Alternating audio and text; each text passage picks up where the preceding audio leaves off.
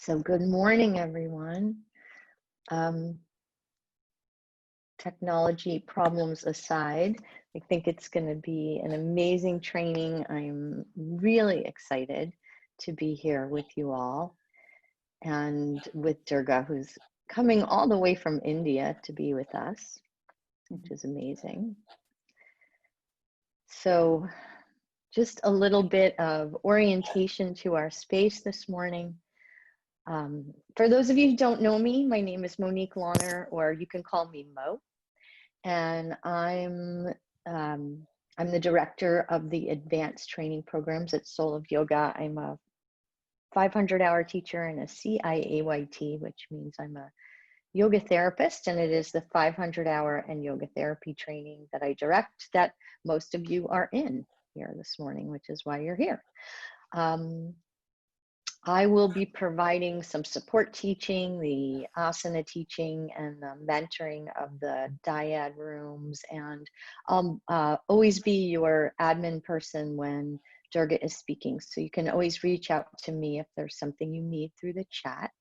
Shannon has already sent you the link to the Yoga of Recovery Google Drive, and I believe she sent you an updated document yesterday. If you don't have it, let me know by chat. And this Google Drive contains all the links to the Zoom. It has the links to all the videos in the order in which you should watch them. And then it has handouts and everything. It's all packaged really nicely. So I just want to thank Shannon, who is not here this morning, and also Durga's assistant, Sam, for creating that wonderful document that we'll be working with. Almost all the live stream lectures will be recorded on Zoom, including this one. An email will be sent to you tonight from Shannon at the end of the training day with a link to a new sheet in the Google Drive that will contain all the Zoom links.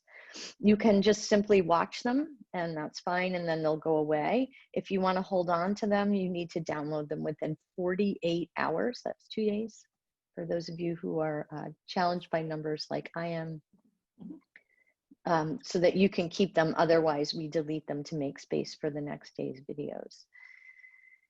If you missed any day of the live stream lecture, and that will happen, right? You probably will want to catch up before the next day's live stream lecture start at the 7:30 time with Durga, because the training is sequential. So we want to make sure that you're all caught up before the next day, and Durga normally opens with some questions that people might have about the previous day. So good to get that in there.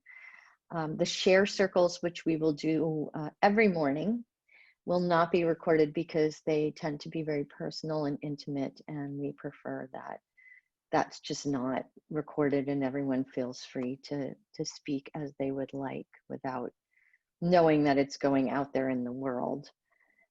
We will close the Zoom room and log back in after every break, which seems like a little process heavy, but actually it's so that the recorded videos can be delineated very clearly by timestamp, and you don't have to search through a day-long video to find the piece that you're missing. You may feel, as I often do, very inspired to send pre-recorded videos or writings of Durga's, or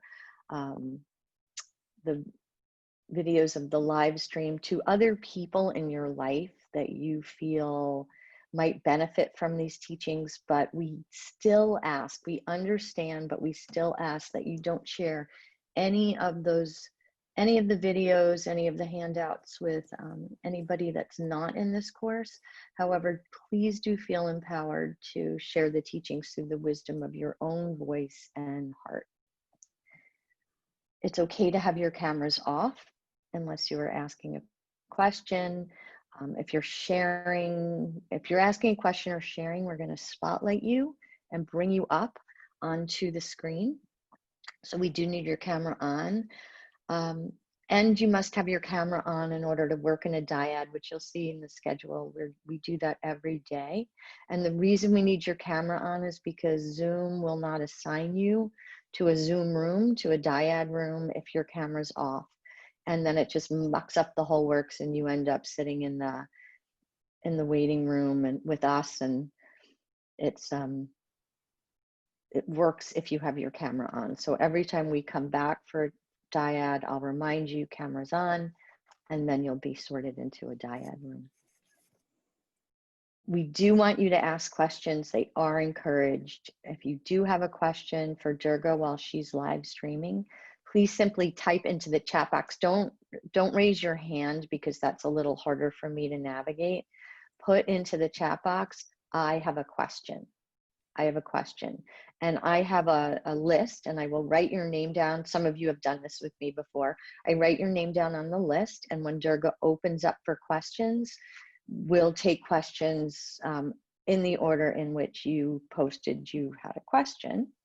If you do have a question that arises for Durga, which you really feel like the question can't wait because understanding that piece, not understanding that piece, I guess, impedes your learning for the rest of the portion of training, we want to get your question answered so you don't feel lost. So you can put into the chat box, I have a burning question. I have a burning question, or I have a question that I really need an answer to now, and we will prioritize your questions so to make sure that you understand the material going forward. Also, if you have a question for me while I'm teaching, Shannon or Sarah or Susanna will be an assistant to me. We'll let you know which assistant it is right before I start teaching, so you'll know to put in the chat to them that you have a question. We do encourage questions, but there are a lot of us here, so please be aware of the length of your question. This training does tend to lend itself to very personal inquiry, like, well, my brother is doing this, and you know, and stories about the people that we love and we care about. So we do ask you, if you do have a question, phrase it in a way that's succinct and broad and with great respect and love for everybody else's time. If you do have something really personal going on and you'd really like to spend time with that, you can do a personal consult with Durga after the training's over. She does do that. And we're going to put her email into the chat box to you. And it's also in your Google Drive in case you don't capture it in the chat box. I'll do that in a moment.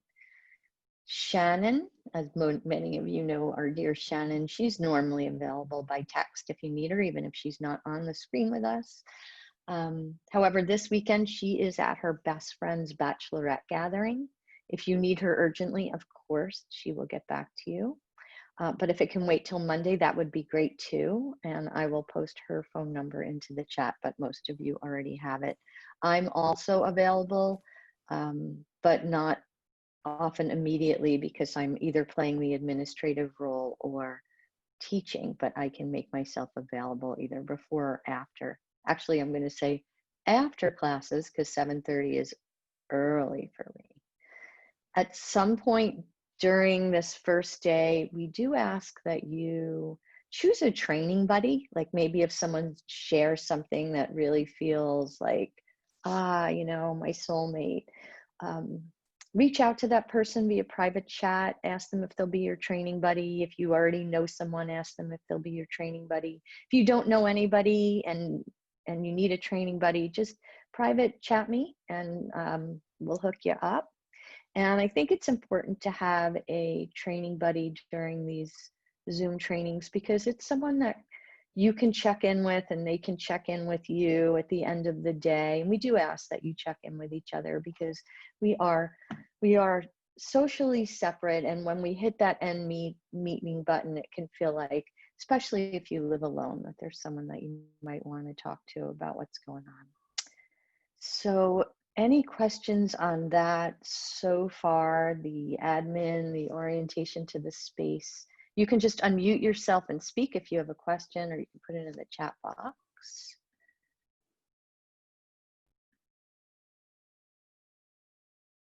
All righty. So then without further ado, I'm going to introduce you to our beautiful teacher for the 6 days. It's Durga Leela, And we are so, so, so happy to have Durga with us. So grateful she's zooming in from India at her ashram, where she has been since earlier this year. She's been there, and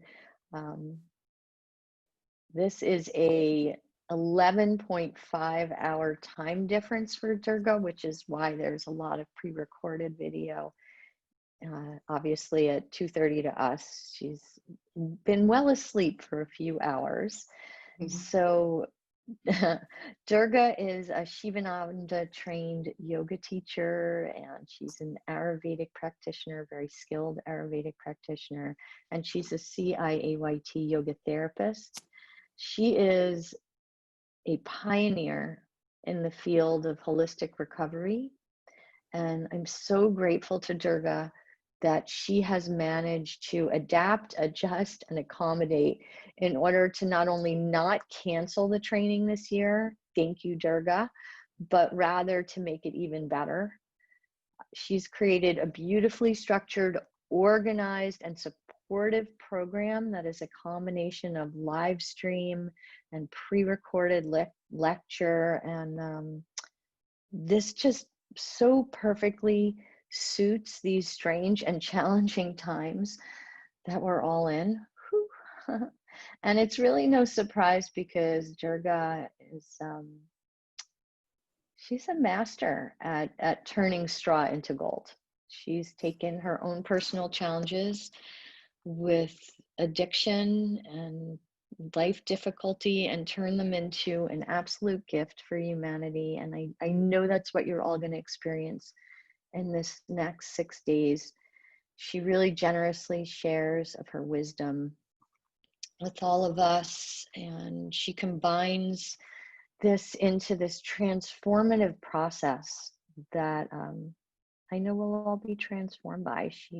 She combines the wisdom of Ayurveda and 12-step and yoga therapy to meet the addiction behavior that I think we'll all realize that even if you don't think you have addictions, we all certainly are affected in some way by our own behavior, by the behavior of others. And she meets this with a deeper understanding of the roots of the problem. As yoga professionals, we're teachers, we're therapists, we're practitioners, we might be nervous or trepidatious about working with someone who's suffering from addictive behavior. Some feel very comfortable, some not so much. And yoga of recovery really helps us see that we can treat people without putting them in a box or giving them a label or a stigma. Rather, we can meet them with the uniqueness of their human experience and their addiction, with a transformative clarity and a simplicity. It's such a beautiful simplicity and compassion that Durga has created in yoga of recovery. So I'm gonna bring Durga up on the screen. I'm just overwhelmed with gratitude that you're here with us this morning, that all of you are here with us this morning. So welcome, Durga. Thank you, Mo. Namaste, everyone. It's very nice to be here with you. As Mo said, I left America on the 1st of January, actually. And then I came out and taught in Vietnam. And then I made my way to India, where I meet my clients here once a year, and we go through Panchakarma detoxification retreats together. And we did that, a group of us, and then I stayed on for a few weeks, and then the COVID crisis began to get worse in America, so I decided to stay here. I thought it would be more quiet and safe and more within my lifestyle choice. And then lockdown hit India, and there's no international flights. So I'm still here 6 months later. But I'm grateful because, you know, this is a conscious decision to be here in India, be close to my teachers. And I am in not an ashram, but an Ayurvedic eco-sustainable healing village. And that's where I take my clients and yoga recovery students. once a year. So I'm mentioning that because that might be something that interests you, and you'll see why that's part of the yoga recovery offering, hopefully, as we talk through the problem of addiction in our society and our approach to healing it. And so the approach is basically, it's a long-term process approach that is needed. And so some of us in the field are putting some things in that actually help people, especially at a physical level, which is something that is really needed. And I think people are beginning to see that. It's taken a while. So thank you for being prompt and being here this morning. I am going to do a quick review of the videos that I had asked that you watch prior to this session this morning. And usually what we would do when we're in session is I would go through those, what I made as 3 videos for you. And the big reason for that is I'm often interviewed for these online summits, and one of the first things people will ask me is, okay, Durga, you teach yoga recovery, so what is addiction? And I swear I often don't have a very good answer for that. I get a little tongue-tied. It's difficult for me to give a really succinct, oh, it's this. And then other people will ask, what is yoga? And that's also a tough one for me, because I know what people tend to think yoga is. And so, you know, in our hyperspeed society, and I've got, you know, 20 seconds or 2 minutes to describe what is yoga. Like what do we answer for that one? And so those 3 pre-videos that you were watching, that was a little summary of a lot of things that I just want to bring your attention to. And some of it is like the mindset of our community, our medical community, and the mindset of the people in our community around addiction treatment, what's supposed to happen, what does it mean? And because that will obviously quite strongly influence the people that you're working with. There's quite a lot of things that we need to overcome still in our society around stigma and shame and things. So there's quite a lot to do, and I'm only here for a brief time because of the time difference, which I think is 12.5 hours from California to India. 12.5 hours. So it's about almost 8:30 for me here. So let me do just a brief chant so that I can get on my proper footing. Mo had the very nice compliment to call me a master. I say I'm definitely not a master. I'm definitely not an expert either. I'm a person that has experience, and I have found that yoga and Ayurveda really support my daily choices in a lifestyle that has to be based in emotional sobriety for me to maintain long-term progressive recovery, as I call it. And so I stay close to the masters that I have met, which is why I'm happy to be here in India. And I'm happy to teach in all these schools that I do teach in, because everything is just further learning for me. And every time I meet a group of students like you too, you teach me something consistently every time I show up. So I thank you for bringing everything that you bring to these trainings. So for that, just a short chant that brings the teachers and the students together, me along with the real masters of yoga that have taught many of us, even although they're no longer here in the body. Om Sahana Bhavatu Sahano Bhunaktu Sahaviryam Karavavahai Tejasvinavaditamastu Ma Vidvishavahai. Om Shanti Shanti Shanti. Okay, so to do this in the quickest way I know how, let me just share a screen. I hope I can do that, Mo, if I'm set up to share. Yeah, it looks like it, I think. I have given you the power. Thank you. And I just need to find it then. I think sometimes I have to put it up on my I have to put it up there first.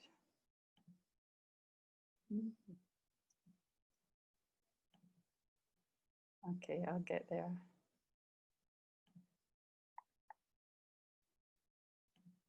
There it is. Now, when I share a screen, folks, I'm going to keep the slides on the side, and I hope you don't mind that, but I find that I lose function of my navigation buttons when I go to play the PowerPoint. So if I can take just maybe half an hour or so, which is a very quick review of the 3 videos that you watched. And I hope most of you or all of you got to see those videos, and I hope it sets the playing field type of thing. I like to start Yoga of Recovery with this one statement: our understanding of our suffering defines the nature of our solution. And I have to say that my time here in India during this like global pandemic crisis, suffering is a really big word for me right now in this time, because again, the whole of the medical world is looking for the cure, and you know, people like us have to deal with the suffering that's happening, like just in people's daily lived experience. That's what holistic medicine tends to do quite a lot of.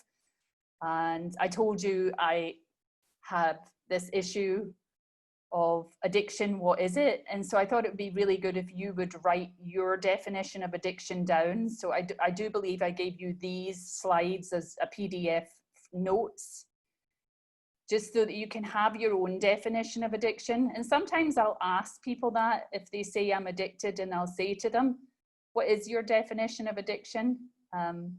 Like, I'm trained as a recovery coach, and I'll ask people, what does recovery mean for you today? So that's a question also, because we have to get into what's going on with that person, because there is stages of recovery and it is a long-term process. So in this one, I just wanted to highlight some of the ones that I like, the definitions of addiction. I'm not going to go through all of them, but I love when more is never enough. And I know Chopra has his place down there in San Diego. I think most of you maybe are from San Diego. I'll say that I'm missing going to Encinitas this year. It's such a beautiful place. Seoul's like a great studio to be at. I enjoy my trip down there to the ocean and things. But a lot of these definitions. Thank you. There's no water here where I am in India. Okay, so it's hard to get enough of something that almost works. I kind of love that one too from Gabor Mate, because it really does describe that feeling of like you've almost got it, but no, it's not really working for you. It's not quite the thing that you're looking for. And then one of my teachers in my Ayurveda studies, which I studied Ayurveda at the California College of Ayurveda. I started studying on the 5th of October 2001, which happened to be my 36th birthday. And it was just after the 9/11 incident. And Mary Thompson, my teacher at that school, says addiction is medicating our sense of separation. And so I love that too, because we know it's a problem of the ego, and that's what we say the ego is, that sense of separation, that process of separation. And so medicating that, I do understand that, and it leads us to more of the yoga conversation. So I'll leave the rest of these. Maybe addiction is a significant social plague. I like that, but there's still a lot of debate as to when is it addiction? Like if I know I'm doing something that maybe I shouldn't be doing, maybe I don't think I should be doing it because it's an illegal drug, for instance, but you know, I'm just using it recreationally, but maybe then I'm using it some more. Maybe in a time like this, I'm using it some more, but when the times get better, the use will go down again, or will it? You know, so that's the kind of conversations people are having personally with themselves. And it also goes on at this diagnostic level. You know, when is enough enough? When do you call it an addiction? every time I run something like I run recovery symposiums where we have really good speakers come in, and that's one of the questions people ask: when is it an addiction? Like, I know I'm using this too much, but when does it flip over into full-fledged addiction? And I don't really know that there is like a one answer for that. So there's confusion always. I'm going to read this to you because I do think this is important. So the National Institute on Drug Abuse has a definition of addiction as a chronic relapsing brain disease that causes compulsive substance use despite harmful consequences. It's considered a brain disease because drugs change the brain. They change its structure and how it works. These brain changes can be long lasting and can lead to the harmful behavior seen in people who abuse drugs, often require repeated treatments and require a level of continuous care or support in order to be successful. So then this institute then goes on to tell us that they're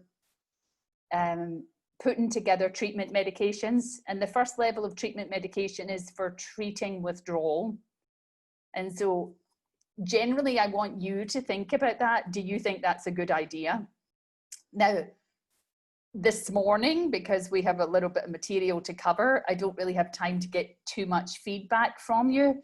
But like, take a note of that. Like, do you think it's a good idea that we use medications to treat withdrawal? Now, this is the National Institute on Drug Abuse. So generally, they're talking about withdrawal from drugs. The same could be said for alcohol. And I just want to say here that yoga recovery doesn't just deal with substance use disorders. There's the addiction problem is much, much more than that. I guess I wonder if it would include tobacco, nicotine. I don't think so, although they do have some treatment medications for that, which I can't remember the name of, but I do remember that one of the side effects of it is suicide ideation. So, you know, these drugs come with their own effects and side effects. So the second level of the medication is for staying in treatment.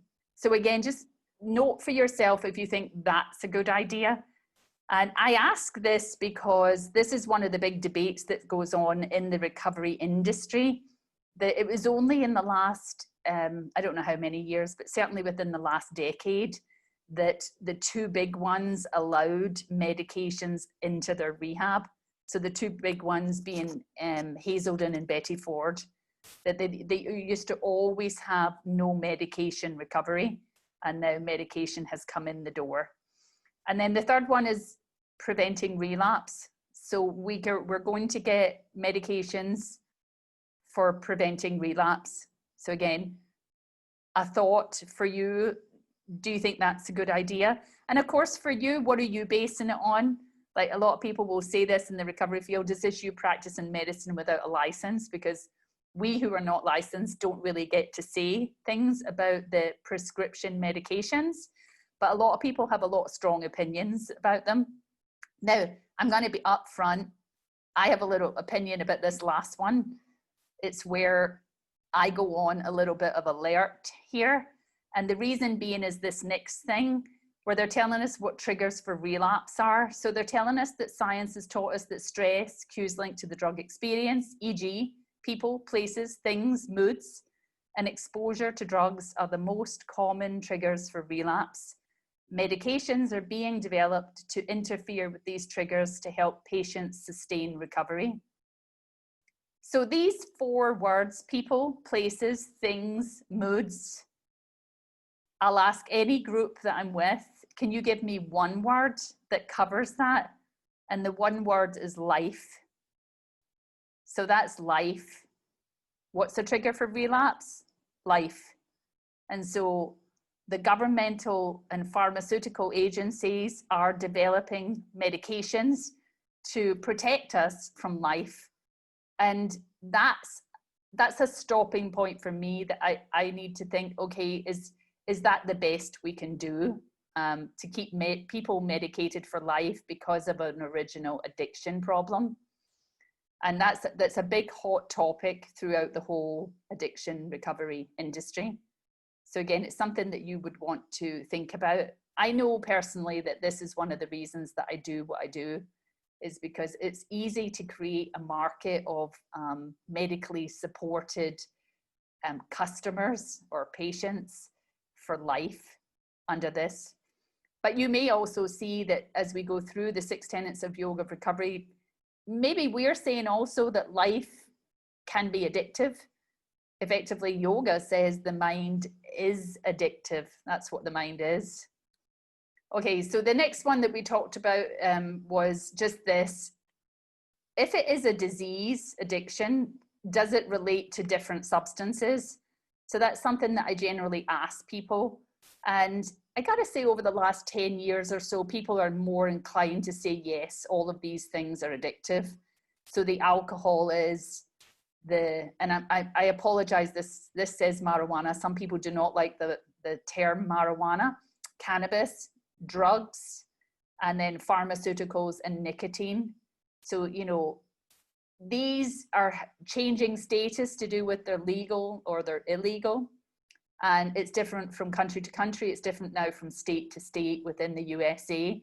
So again, that causes some more confusion in the minds of people. You know, a substance that used to be illegal, but now can be used medicinally, now can be used recreationally. Does that mean it's not addictive anymore? Like there's a lot of topical conversations around this. And then the next group, which is the caffeine, sugar, shopping, gambling, dating, food, and people. So with the current model, is it addiction if it relates to these things, behaviors, and really just daily behaviors? Because that somewhat changes the game around who's to get treatment, for instance. And you notice that I talked in the video about the addiction now being on a continuum of mild to moderate to severe. And so there was concern as that was coming out, like there's going to be a big influx for treatment. So this is the favorite one that I have of a definition of addiction, which is the Gabor Mate. There is one addiction process. And those 3 words are 3 of the words that I think it would be really, really good if you understand that. That has become my like addiction definition. One addiction process, 3 words. And it's alive and well within most of us, I believe. Especially in our modern society. So it's the lethal substance dependencies or frantic self-soothing of overeaters or shopaholics, the obsessions of gamblers, sexaholics, compulsive internet users, or the socially acceptable and even admired behaviors of the workaholic. On the psychological level, drug addiction is a matter of brain chemistry gone askew under the influence of a substance. And even before the use of mind-altering substances begins, I'll pause there and tell you that's called the reward deficiency syndrome. And you're going to see that mentioned in the next second tenet, life is prana, that you'll do this afternoon. Okay, but we cannot reduce human beings to their neurochemistry. And even if we could, people's brain physiology doesn't develop separately from their life events and their emotions. Addicts sense this, easy as it would be to pin responsibility for their self-destructive habits on a chemical phenomenon. Few of them do so.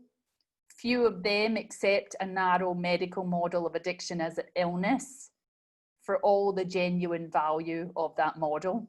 So I don't know if what this raises in you. What it raises in me is that word, they don't really think it's a chemical phenomenon. But then I've never thought my life was a chemical phenomenon either. You know, I get it that that's part of it. And that's for people, as far as I'm concerned, with labs and microscopes, but that's not how I'm living my life. And so that's what he's saying, like the brain physiology doesn't develop separately from the life events and the emotions. So generally people who are talking about addictions, they're talking from their emotions. They're not really, no one has ever really came to me and said that they have a brain chemistry problem. For all the good that model might do, it's not how we experience it, which is why I think that's a great definition. And then I wanted to highlight this slide because this slide has become more and more important in like, especially as we take this subject in the yoga therapy field. So this slide was presented at a yoga recovery symposium that I ran in the Bahamas, I think last year, by Dr. John Kelly.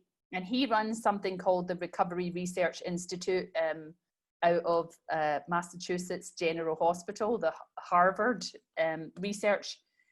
And what's interesting to me about this timeline is that to achieve and sustain recovery takes quite a long time. And I think this is something that, like, we need to be aware of, especially as if we are treating people one-on-one with yoga therapy, or if we want to invite people into classes around addiction recovery. So it's known that there's an onset of addiction. Again, when is that? No one, often people can't quite pinpoint it, even for themselves. But it will take 4 to 5 years, perhaps, for the person to go through self-initiated cessation attempts. So a lot of people that are in your yoga classes, they are in that 4 to 5 years of self-initiated cessation attempts. And one of the things about this period is that they are not telling anybody the level that they're struggling at. They're usually trying to do it alone. They're trying to do it in secret. It's not something that's been like talked about too much generally. I mean, they might have talked about it with a few people, but they're not really coming in labeled as an addict. They're just someone that's struggling with their own bad habits and behaviors. And it relates to an awful lot more than alcohol and drugs too.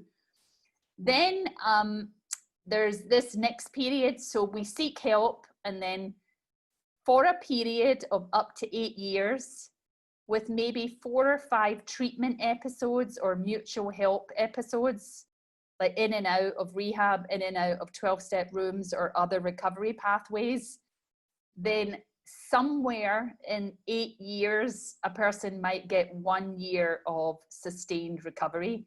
Now, this isn't for everyone, but this is some of the statistics of the people who identify themselves as being in recovery. So this is the research that's been happening from the Recovery Research Institute. I also want to say at this point, because statistics are strange, that there's a national survey of people in recovery, or people who have overcome an alcohol or drug problem, and half of them didn't use anything, like they just stopped and that was it. So there's interesting stories behind these figures. But I think for us, what we really have to know is, one, that the acute care model of the 28-day rehab hasn't been working very well when the problem actually looks like this. It's a little dance with my better self and my other self. You know, I'm on it, I'm doing okay, and then I lapse again. And this whole idea of lapse and relapse has been something that's like, is that part of addiction? I think they called it a chronic relapsing brain disease from the NIDA definition. And some people would say you don't really need to put relapsing in the actual definition, because that's what chronic means. So anyway, a lot of this, it's really hard to come up with a definition everybody can agree on. Then what's interesting again is it will take another 5 years for the relapse risk to drop below 15%. And generally for, I think it's called the quality of life level, around 13 years in recovery would go back to equal the general population. So the person has reclaimed their quality of life at the level of the general population. So if you look at that, and again, it's not everyone, but 4 to 5 years, then 8 years, then 5 years. So you're looking at a period of up to 17 or 18 years of recovery, which means that the model that we have of like the emergency room model of acute biopsychosocial stabilization isn't working for the actual recovery journey that most of us are on. So there's a good space in our community to open up and have a different conversation, especially, you know, after the initial treatment, that whether it's a rehab or a detox, people need space to really kind of have a saturated support system anytime they need it. And that's not always going to come from the more expensive, professionally dominated medical model. Okay, so yoga recovery is not in amongst all this. It's not a one size fits all prescription, or it's not a treatment protocol. It's not an opinion on drug policy. It's not a detox or a rehab. So I think that they have a very different job to do. Like those first two categories of detox for treating withdrawal and for getting a patient to stay in recovery, I do think people need a certain type of environment to help them through those initial stages. And that's not what I'm running with retreats or courses, even although they are residential. So I'll say to you that I ask people that come to yoga recovery retreats that I run to have 90 days continuous sobriety before they can come to the retreat with us. And that's just so I can treat the people with the level of care that we're able to offer in an ashram, for instance. If they need medical care, they shouldn't come to us. So it's important that they come to the people that can give them the right level of care. So yoga recovery is also not a hatha yoga training. So I often say it's more a life plan than a lesson plan. And if anything, I would remove the word plan altogether, because, you know, it's a process basically. And it's also not a 12-step meeting. So I am a person in long-term recovery, and my foundation to that is 12-step programs. I have several of them that I belong to now as I go through progressively peeling the onion, as they say. But so I make reference to 12 steps, especially because it agrees with the yoga pathway often. My work is called Yoga of Recovery because basically the 4 paths of recovery that I'm going to be talking about within the 6 tenets are written into those 12 steps, which is to me just a beautiful thing, because I was a yoga practitioner, especially at like the hatha yoga. So I would go from my job in and I'd go into the yoga center and do a physical class of hatha yoga. And I was not at all interested in any of the other things that they were doing, chanting or meditating or anything like that. Eating vegetarian food, that's all I could do was the class. And often after the class, I would go straight to the bar and drink and smoke. But I thought I'd done a good thing. And pretty much I had done a good thing, because yoga had already made it into my life, even when I wasn't even conscious that I really needed healing. It had made its way in, and that's the power of yoga. So I'm also a person who has long-term recovery, but I never went to a rehab. I just stepped into a 12-step meeting, and I had something of like a ongoing spiritual experience and spiritual awakening that was really fully supported within the first 2 years by yoga and Ayurveda. And yoga, initially the yoga that happens on a mat, and then taking myself to an ashram and going into the deeper yoga of meditation and, you know, bhakti yoga and chanting and things. So it was opening up. And that's one of the things about these 6 tenets that I'm teaching about. The 6th tenet is just, it's a life statement, and we can unpack each tenet in a way that supports the person in front of us, or a way that supports us at that moment. So it's not a 12-step meeting. And part of what we're going to do every day as you introduce yourselves to us is, in those videos, there was a short meditation that asked to drop down into your heart space and ask your heart for 3 words that it would speak to describe its experience with the suffering of addiction. And here are some of the words that I've had from people over the years in this world of pain art that I created. And that's what we're going to ask you for when you introduce yourselves. Because like, here is where I begin to understand what we're here together to do, when I see and hear these words, because I feel that too. I've experienced that. Many people in the room have the same words. They share words in common.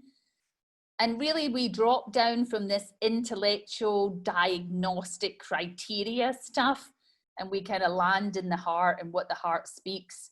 And then to me, that's where the yoga, the holistic healing is really bringing the best that it has. And, you know, what it has is like a great amount of power to heal the emotions, like maybe not the chemicals conversation. We do have a big impact on the chemicals, but that's not our human conversation. And I think that's what we're interested in as this circle of healing. Like, we're not really talking about neurochemicals in the circle, you know, leave that to the medical people. So I hope that makes sense. Another thing was yoga. What is it? I was here in India, and someone came along who had been training in Mysore and yoga, and I asked her, and she said, yoga chitta vritti nirodha. And I said, yeah, it's beautiful, I love it. And if I was a person in recovery and I asked you that, like, you say yoga can help me, and I say, what is yoga? Then what would you answer me then? Like, I'm not in Sanskrit, I'm not in the texts. If you say yoga chitta vritti nirodha, I'm just like looking at you thinking, okay, I need to leave now, because what is this person talking about? And so, like, I've spent a lot of time telling people that yoga's really helped me, and one of the main answers I get is, I can't do yoga. Oh, that's that yoga. Yeah, I can't do yoga.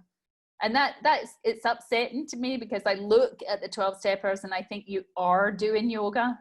It's written into your 12 steps. Like, yoga is not all this stuff that happens on the mat only.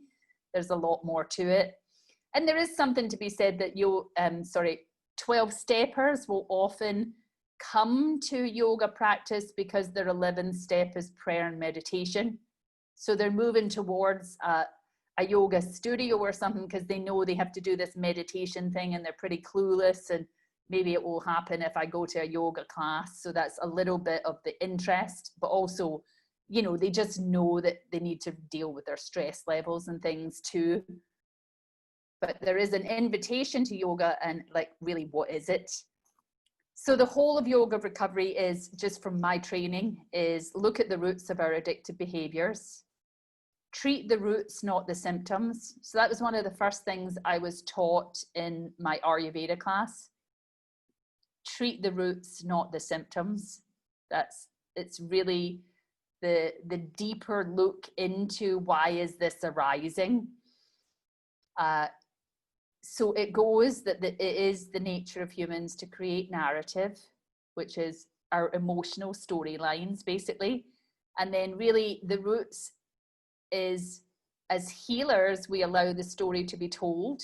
We listen deeply, then help reweave the story. And we're reweaving the story through these 6 tenets of yoga recovery, which is life is longing, life is prana, life is relationship, life is sweet, life is love, and life is progress. And we have 6 days together, so we're going to go through 1 or 2 of these tenets each day. And each tenet points to the yoga pathway, the yoga perspective, and the yoga practices that best allow us to express this inherent energy in a more conscious way. Because remember, life is a trigger for relapse. So really, this inherent energy is just the normal things that we're going to meet in our everyday life and our normal reactions to them. So that's why I'm calling it this inherent energy. So we just need to be able to deal with our own energy in a more conscious way, which is these paths of yoga. And they're teaching us basically more internal awareness, where the world, you know, our society is teaching us more externalized distractions and fixes. And many of us have pursued many of them, and they look like they work for a short time, and then we find maybe that they don't work. And that's also part of the conversation of yoga recovery, because very seldom is an addiction really truly related to one particular thing, one behavior or one substance. Like, it's full on when it's really going. So there's the 4 paths of yoga we're going to bring. We're going to talk about these. There's the multi-layered problem and solution. So each of the tenets points to a yoga path or 2 yoga pathways. There's different perspectives on that. And we'll go through this over the 6 days. And then this is recently, I'm here with Dr. Ramkumar, who's a very well loved and respected and pretty famous Ayurvedic doctor. And he saw the 6 tenets years ago, and he asked me to come and teach at a cancer recovery conference. And I said, okay, yeah, I could do that. And he said, well, I think you should, because these 6 tenets are not just for people in recovery. They're for everyone. Like you have taken the healing path of yoga and you're making it applicable to the person's story, you know, their personal experience of life. And that's the same for any disease that we're dealing with. So I want you to think about that too, that the 6 tenets could be used for any problem. It could be arthritis, it could be cancer, it could be grief, you know, that it's just the natural inherent energy and how it can easily fall into these like corrupted pathways or pitfalls, sometimes I call it. And so I sat with him recently. I was presenting to the National Ayurvedic Medical Association. And he said, okay, just in a sentence or 2, tell me what yoga of recovery is. So under pressure of a master, I finally said this. It's a complete reframing of the addiction problem and solution according to the Vedic perspective. It allows all of us to see our current involvement in the one addiction process that is alive and well within most of us. We discover that right there in the identification of the problem lies its natural solution. Without any need for stigma or shame, self-destructive behavior is already enough of a heavy burden to overcome. So yoga recovery invites us to an investigation of a solution for you now, wherever we are in our recovery journey. Because again, the people that I'm meeting and treating, some of them are in the initial aspects of like recovery initiation, recovery priming type of thing. But a lot of them are pretty established in recovery, but they have cross addictions coming up. They might have relapses occurring. So yoga recovery is a conversation about our one addiction process, and it's a process of creative self-inquiry. So I hope that you can see that we can use it for any problem. And then part of this inherent energy is towards the seeking nature. So the seeking, we've phrased each tenet as seeking. Seeing the addict as a seeker, someone who is inherently trying to transcend the mundane. And so it's seeking unity, vitality, connection or belonging, beauty, true power, and then guidance or good orderly direction. And you'll see that in most of the tenets, we're unpacking the idea of God as a aspect that we can approach without feeling put off by the religious aspect. So I think that's enough for the review aspect of the 6 tenets. Should I come to you, Mo, and ask, is there any questions that I need to look at or attempt to answer right now? I do not see any questions, but if someone does have a question, you can go ahead. You can probably just unmute yourself and speak, and I'll actually Durga would need to stop sharing first, but if you do have a question, just put it into the chat box and we'll bring you up. But so far it seems like everyone's following along. Okay. So one of the other things then I wouldn't mind taking a few minutes to look at then as part of this setting out on this creative self-inquiry journey is we have put a case study in your first day or your preparation notes. So I would quite like to look at the case study with you. So Oh yeah, Yeah, here it it is. is in, it's in the second, it should be in your Google Drive, and I will see if I can find that. See, I can orient you to it as Turga goes over it. And I'll bring it up on the screen. Can you see it? Yes. Okay. So I'm going to read this, and if you can, just listen to this. And one of the first things that I'm asking for before I read it is, and this is for you to just work on for yourselves. And I think over the years, as I've been teaching yoga recovery, I feel like this helps us see that we're building up a picture day by day. But I also definitely want to honor the fact that you come in with a great resource already through your own life experience, through some of your professional training, through your own like experience, strength and hope, and all the peers and the community and the masters and the friends and things that have been by your side helping you overcome all the people, places, things and mood issues that have been prompting you either towards the one addiction process, or if you're a declared addict, towards any idea of like relapse, or becoming diagnosed perhaps with anxiety and depression and things like that. So the first thing I'm going to say is, first note down the main areas of difficulty she is experiencing and some words that alert you to her mindset. So that's the part where we said it's the nature of humans to create narrative. As healers, we listen deeply. So like, what are the alarm bell words that you hear? But also, along with alarm bell words, there's going to be words that you think there's a strength. There's that inherent energy that's just on the side of it's coming through as a strength rather than an obstacle, for instance, or a problem or suffering.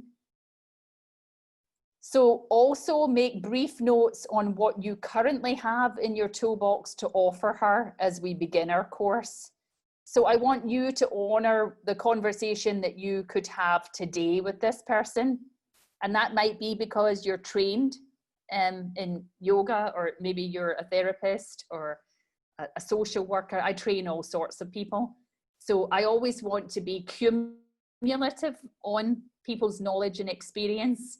We just want to be like add value with a conversation, and not it's my way or the highway, which is an awful lot of what happens in every aspect of our life, it seems. And then I'm saying each day add to these notes from ideas you get from our daily class, from each new tenant, both on how you view the problem and what you would suggest for resolution or shift in perspective for her. So again, a lot of what we're doing in yoga, and like this is one of the definitions of yoga, is to the disconjunction of one's conjunction with suffering. That is yoga. So we've got to hear the suffering and we've got to shift the perspective on it. And then what two main tenets of yoga recovery would you want to speak with her about first? So this is when you're going towards maybe day 3, 4, 5 of our training. You're beginning to see the 6 tenets together, and like, where would you feel most comfortable having the conversation? So that's a two-way thing. That I feel comfortable talking about this. Maybe life is prana because it involves me teaching asana and pranayama. Maybe less so life is longing because it involves yogas that I haven't really spent a lot of time on. So it's up to you. You want to find a comfort level with the conversation that you would be having. It might be because you've used those particular yogas for your own healing, so you've got something deep to share from. And so the question is, what do you feel would allow her to feel more empowered, confident, and capable in effecting lasting changes in her life? And then what practices would you offer to help her establish progressive positivity and self-esteem?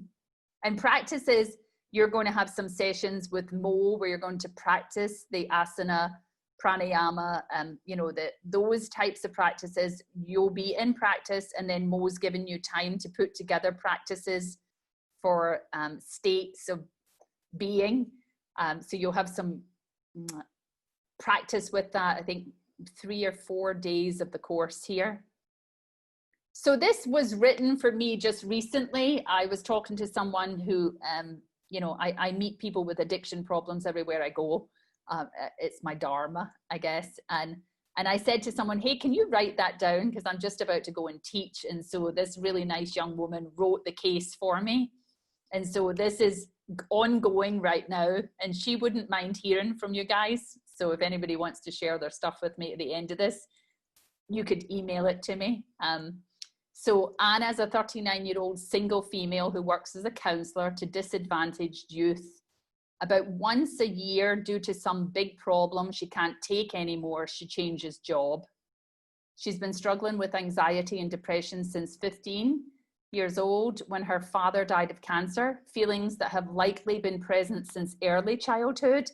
She's attended bi-weekly counselling sessions and taken medications for anxiety and depression non-stop ever since age 15. She started drinking alcohol, her substance of choice, in high school to help socialize, relieve low self-esteem, be less shy, and have fun. She idolized her dad, who was quite outgoing and popular, which she associated with his drinking and liking to have a good time. She binge drank through college and graduate school, and at every social event and weekend with friends up through her mid-30s. She eventually became so miserable in her pattern of depression, anxiety, low self-esteem, shame, smoking cigarettes, unfulfilling hookups, and binge eating that she decided that she was willing to experiment with quitting drinking. She went on and off the wagon for a few years and has now been sober for 2 years. She continues to struggle with the same issues: anxiety, depression, binge eating, and loneliness. She values eating organic food, but usually eats in the car, at work, or watching TV, often binging on both health foods and junk foods until she feels sick. She has started dating in the past few years, but struggles with intimacy and has yet to have a relationship lasting more than 1 year. She hopes to find a partner and experience a healthy long-term relationship. She leads a very busy schedule of work, caring for her dog, exercising, driving, and shopping, and constantly feels overwhelmed by the basic day-to-day tasks of life. She enjoys yoga, her dog, hiking, mountains, concerts, and spending time with friends and family. She says that since quitting drinking, mental health has not improved as she'd hoped. She constantly feels lonely and frustrated that other people have it easier and better than her. She believes that she is different than most people due to her mental health issues, and that without medication, she would not be able to function in society. She reports that it's likely that her dad was an alcoholic and her mum struggles with anxiety and depression but doesn't talk about it. She puts a lot of blame on her mother. She has a lot of problems with her, although they are very close. She comes to you today saying she wants to lose weight. She is not overweight. She is really not interested in spirituality. She also does not want to call herself an alcoholic, and she doesn't go to 12-step meetings as she finds them cultish and too religious. She is feeling more and more lonely and needs help with her social anxiety.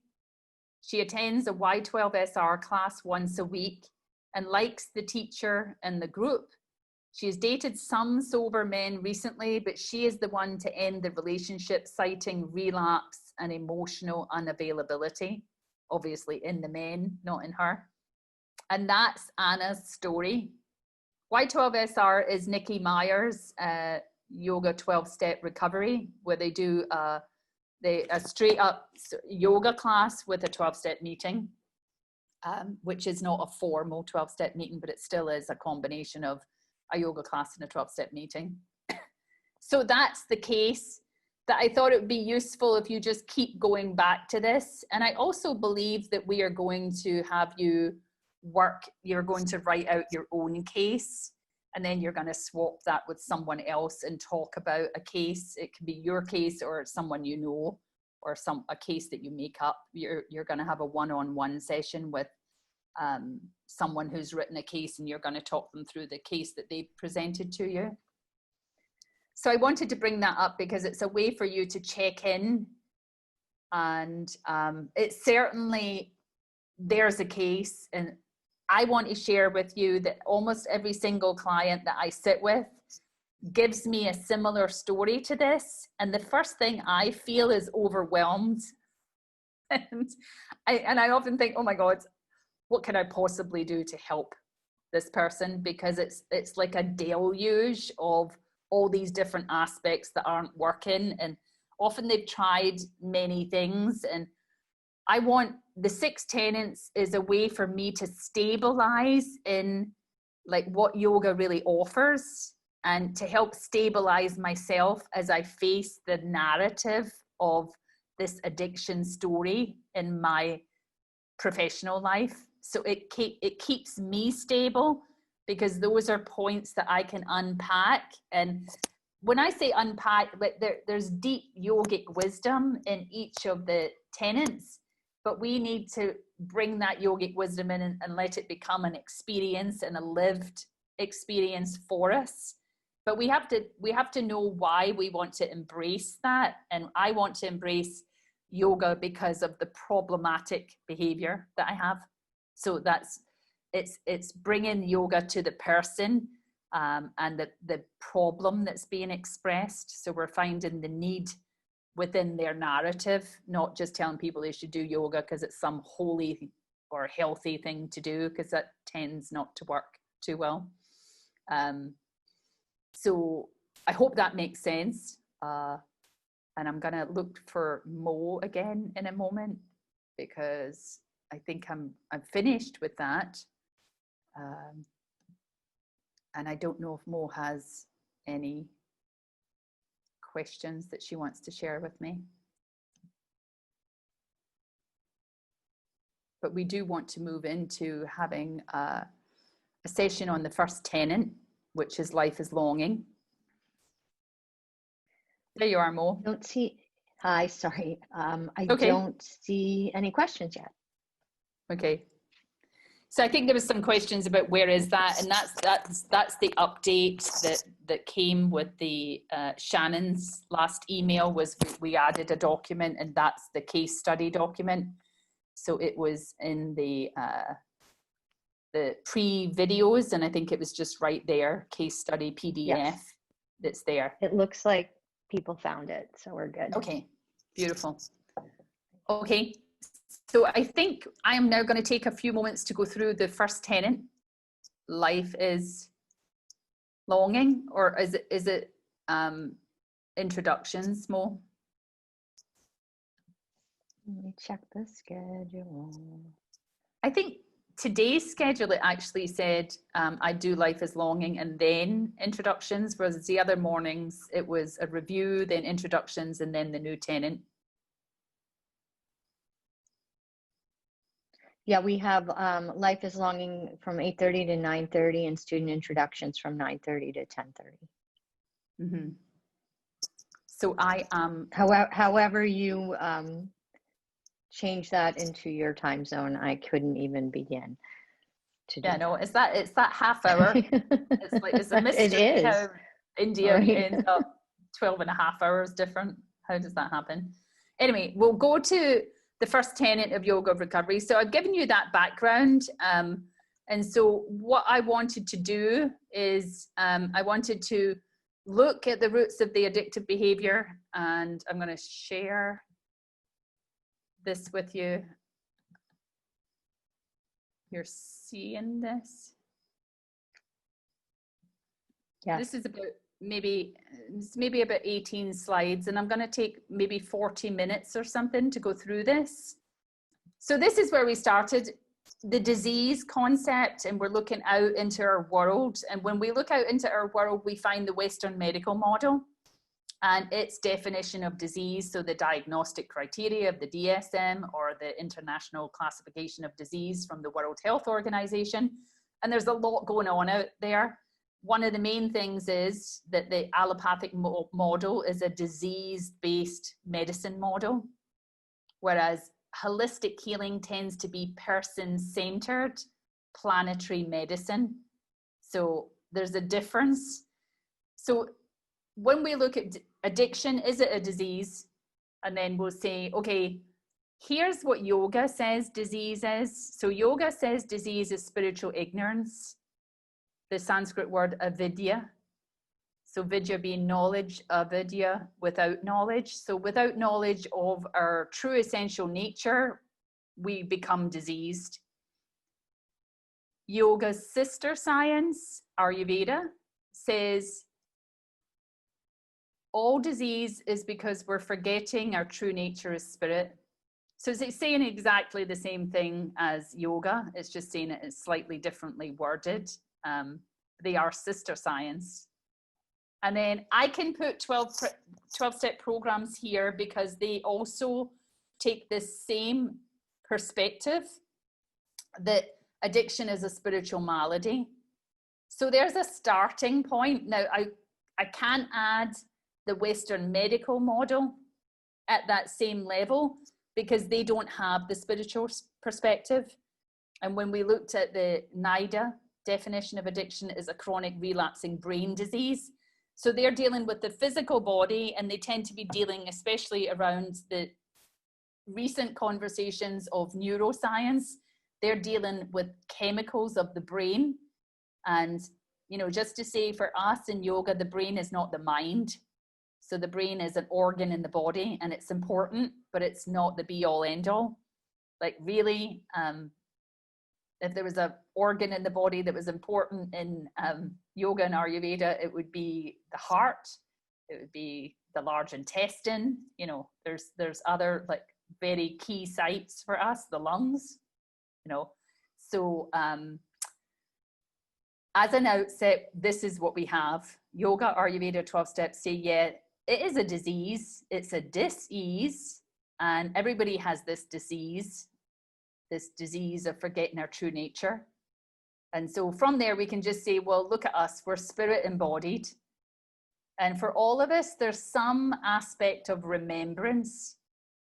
So even although you may not have had any kind of spiritual education, even religious upbringing, that generally it's known, it's discussed, you know, throughout generations and generations, that humans have some idea that they are something more than the encapsulated body of flesh of the physical reality of the body, like the Annamaya Kosha we say in yoga, that there's some feeling that there's something more to them than that. And that might be because they have deja vu, or they have memories, or they meet somebody and think, I really know this person. Whatever it is, it's there with a lot of people. So that some remembrance is there, and it usually comes up as like, who am I? Why am I here? What's the purpose of life? Like the existential questions that are not being answered by the neuroscience and the brain stuff. And again, it's part of the conversations people have when they get into life issues, especially suffering with diseases. So the first tenet, we're rephrasing the ignorance and the forgetting and the malady, and we're just saying, let's call this longing, because deep down inside us, we know that we are something bigger than the physical body, that we're connected to something bigger than ourselves. And so we'll call it longing. And what we're going to point to as the pathway for a solution for this aspect of our nature is all yoga, all spiritual and wisdom traditions, anything in that realm. And so this is a piece where the allopathic model is slightly uncomfortable with the idea of people approaching spirituality to heal disease, because, you know, it's their thing to do, and they do it very well in some instances. So there's an argument that goes on in the whole recovery field of people being referred to, for instance, 12-step programs rather than being sent to rehabs with evidence-based treatment and evidence-based medicine being delivered. So, you know, that's really interesting, but it's just always been part of humans. It's part of the situation today as people approach recovery. And a lot of it is because back in the early 30s, when AA was formed, the medical community were having very little success with most addiction cases that they saw. And so these two guys formed a 12-step program. It's based in spirituality. And they said, well, have at it, because we're really not doing very well.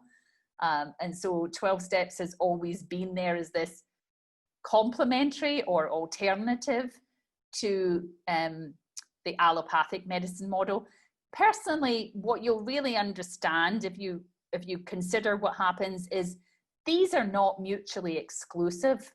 I can be treated by the allopathic model and be in the 12-step program and be in a Buddhist recovery group. Like, we who are in recovery, we'll do whatever we want to do, basically.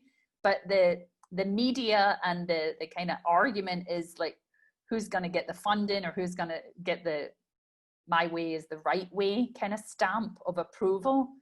But it's not really that necessary. I tuned into a literary festival this year, and one of the speakers had titled her talk "The Beginning of the And." And I just thought that was a great title, because it's usually the beginning of the end. And I think this century really is the beginning of the and. We have to stop having either or. We just got to say and.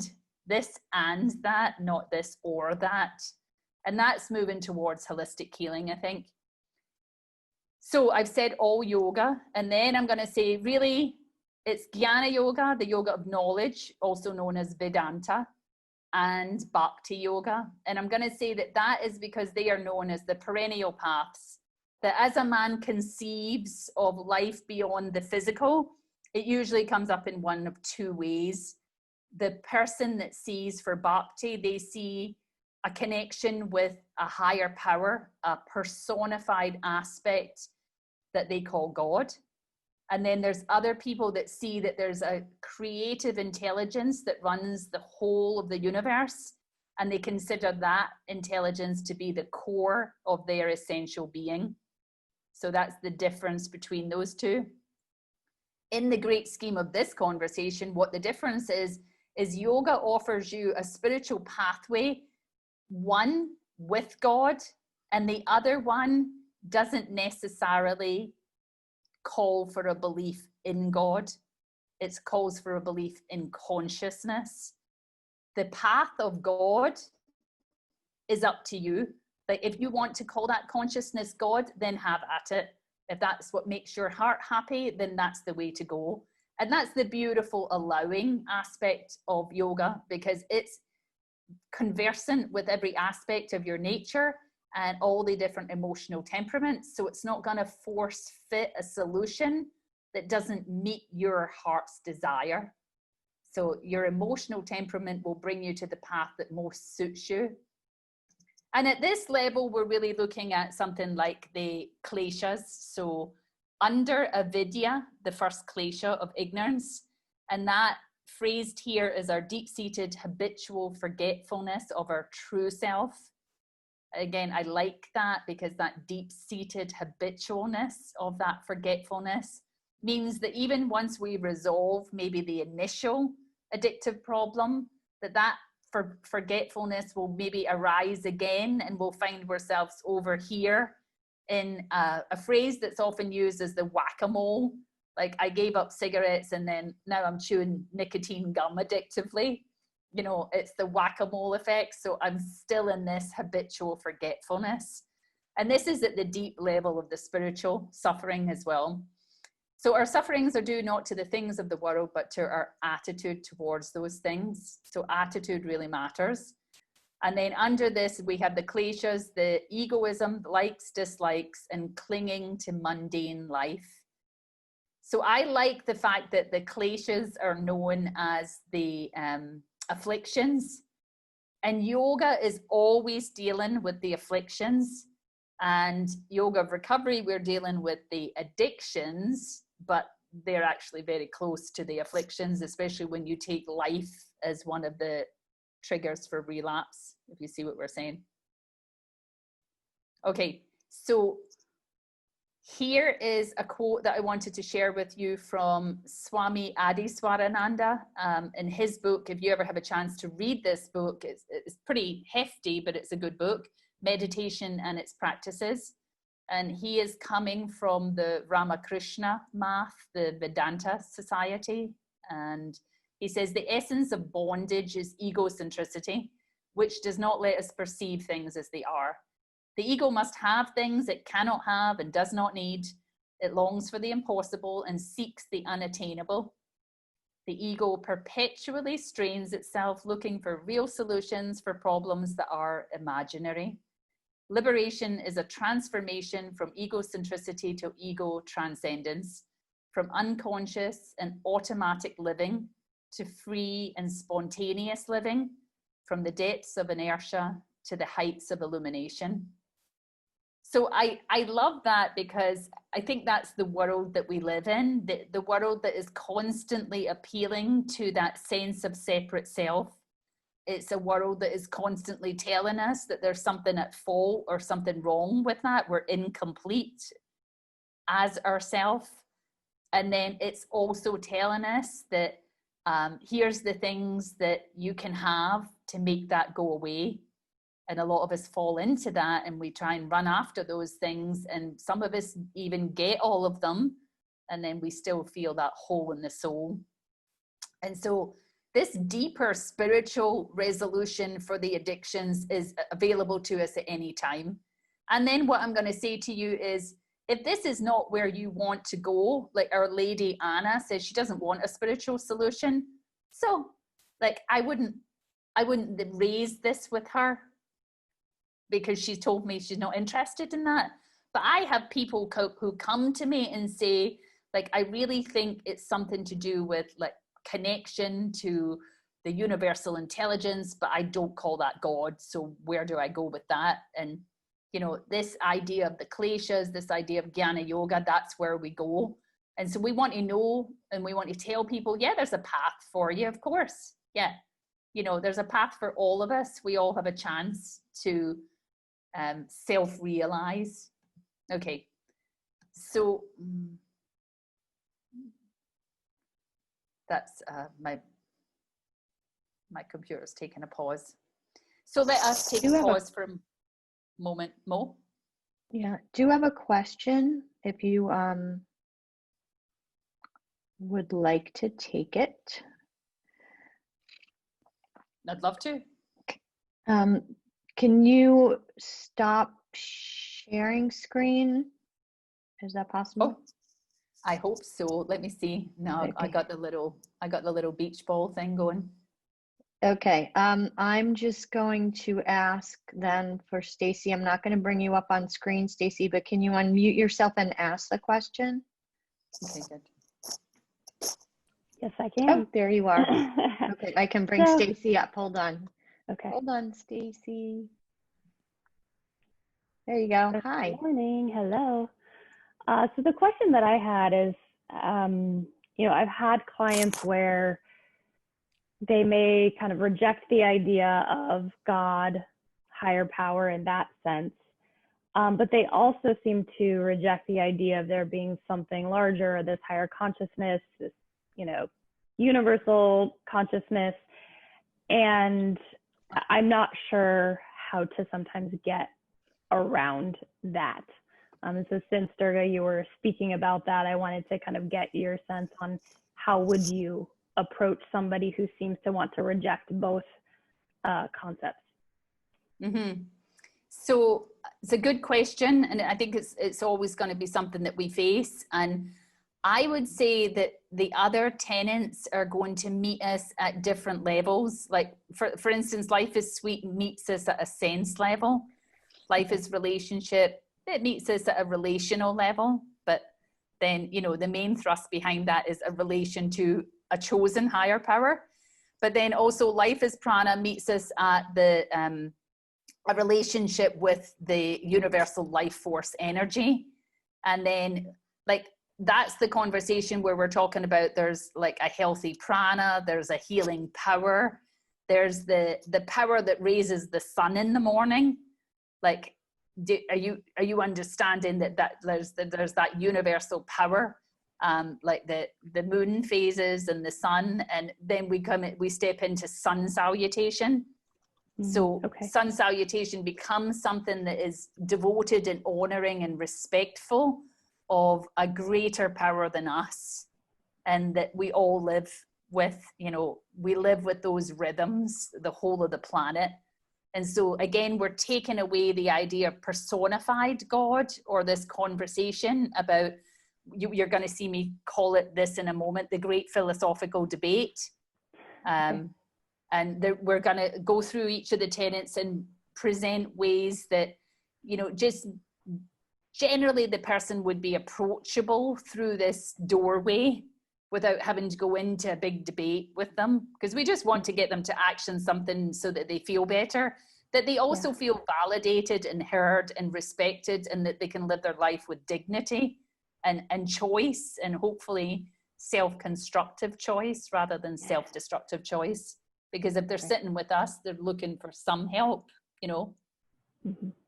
So that's my answer. Okay. Yeah, I appreciate that a lot. Thank you so much. Thank you, Stacey. Mm-hmm.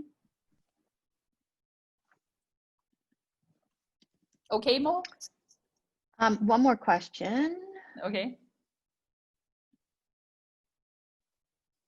The slides that you're working with right now, they're labeled 004. We don't have those in the Google Drive. Can you send them to me at some point so that I can put them up for everybody? Mm-hmm. Really? You don't have them? Okay. It doesn't look like it. They're there. You do? They're just slightly different. Like 2 slides were combined on our printout. We have them. Okay, good. Yeah, they're there. I'm glad to hear that. Oh, they're So this afternoon, longing, right? Uh-huh. Yeah. You seeing it? They're just in the wrong place. Yeah, they're listed on Saturday the 18th. Their slides date 01 YoR Soul Course Longing. So we just put them in the wrong slot. Mm-hmm. I see. It says 2 o'clock there. Yeah, and I'm going. It does. Yeah. Thank you. That's where they are. Thank you, everyone who asked. And let me say then that life is prana that you're going to watch this afternoon. Then I'm seeing on Sunday, day 2, PDF says prana, and those are the PDFs of that slides that you're watching this afternoon. And I'll go through that. So they're just in the wrong spot. Mm-hmm. Yeah. I didn't notice that. Yeah, sorry about that. We put quite a lot of time into all these days and the packages. But it was going between a few of us, so I think that's why that's happened. Okay, so I think I'm okay just to continue with this. I want to. Is that okay, Mo? Yeah, please. So I've studied quite a lot with David Frawley. David Frawley is the guy who trained the Mark Halpern, who runs the California College of Ayurveda. And David has many, many books and many online courses. He recently taught for Soul of Yoga. And I teach David's work in different ashrams around the world. He's a beautiful teacher. He's just brought out a new book called Yoga of Consciousness, which is about the yoga nidra in a way, but the actual different states of consciousness that we transition on a daily basis and are barely aware of it. The waking state, the sleep, dream state, deep sleep, and then the beyond that state. So it's a beautiful book. And he says in one of his books, Ayurvedic Healing, that addictions indicate wrong lifestyle. So our whole life regime needs to be examined. All addictions are part of a psychological pattern of dependency. To address, efforts must be made to contact the true self that is independent and transcends environmental influences. For this, the yoga of knowledge is indicated. And of course, with any disease, it kind of indicates wrong lifestyle. And it gives us a chance to re-examine the life regime that we're living. And that's a whole big part of Ayurveda and yoga therapy.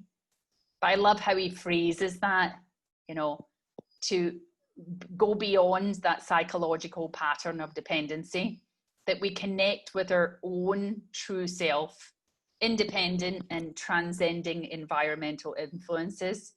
So it's pointing to the power that is living us. And if we can make that connection with that power, then we're going to be much better resolved around just all the life suffering that all of us go through. So here's the yoga of knowledge, here's bhakti yoga, and there's a little bit of what their comparison is. So Jnana yoga basically has the fundamental question, which is, who am I? Whereas I would say that bhakti yoga says, who is God? And who is God to me? And who am I to God? Then bhakti yoga is the path of surrender, whereas Jnana yoga is the path of inquiry. It's a path of great effort, not surrender. So it's rigorous, rational, deep inquiry using the mind to go beyond the mind. Jnana yoga, they talk about self-realization, whereas bhakti yoga talks about God realization. And I like the affirmation or the reminder statement of both of them. So Jnana yoga says, this too shall pass, because it's always looking for what is true and real, and that which is real does not change. So if something is going to change or it's going to come to an end, then it is not the enduring reality. So it's not my true nature. This too shall pass. And the bhaktis, like reminder phrase, affirmation, as things get tough, then they would say to themselves inwardly, is thy will be done. And what's interesting is those are two phrases that are used in 12-step programs. That this too shall pass is one of the main slogans of 12 steps, and thy will be done also. Like it's like we're advised to kind of carry them like an affirmation of a mantra, so that we can remind ourselves where we stand in the great scheme of things. And when I say remind ourselves, always remember that I'm saying that the cause of disease is our forgetfulness. So a lot of this spirituality is we need to just constantly put in reminders of we are not just this bag of flesh. There's more to this. We have to constantly bring her back to that deeper remembrance of self, because we're going to get easily lost. And there's great scriptures, there's great debate.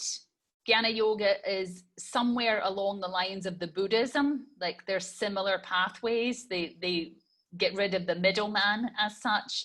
You don't need a priest. It's the path of direct realization. But here's the thing. We've just been talking about addiction and disease and the confusion. And it's really interesting that a lot of the conversation about addiction ends up in this realm from the get-go. Like here we are, and this is how I'm going to phrase it for you. Now is really not the time to have this great philosophical debate. And why not? Just because your pants are on fire. Like you're in a state of suffering, you're about to make some awful mistake yet again, and some of these mistakes could be deadly for you or for others, causing harm to others, like through DUIs, drunk and driving under the influence and things. So like something needs to happen, and what needs to happen at this stage is not the great philosophical debate generally. Like we need something much more immediate, much more personal, to move and shift you on in a direction that's going to be like not destructive and hopefully healing and progressing in the right direction. So if you will, just take a moment to consider what I've just said. So if we can just sit comfortably, and we'll take maybe 2-3 minutes or so just to settle in And I'm going to ask a question, but we want to ask that question not to the head, not to the thinker, but to the feeling center. So more towards the heart center. So let's journey towards that by finding ourselves in the body. So as we're sitting on the floor or the chair, feel where the points of the body meet the surface beneath you. Bringing yourself to stillness. And just letting the mind wander through the body to feel the sensations.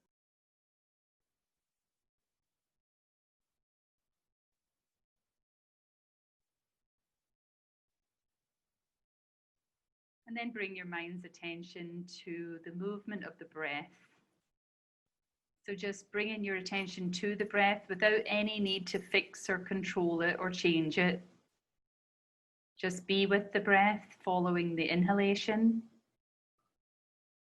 and the exhalation.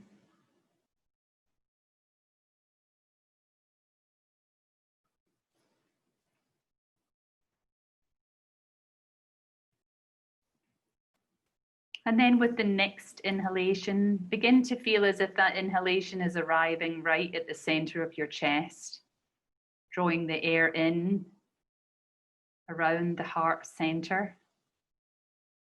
And as you exhale, feel the release and relaxing around the heart center. Breathing in, feeling the heart expand and open. And then releasing, feeling the center of the heart. Relax, let go, at ease.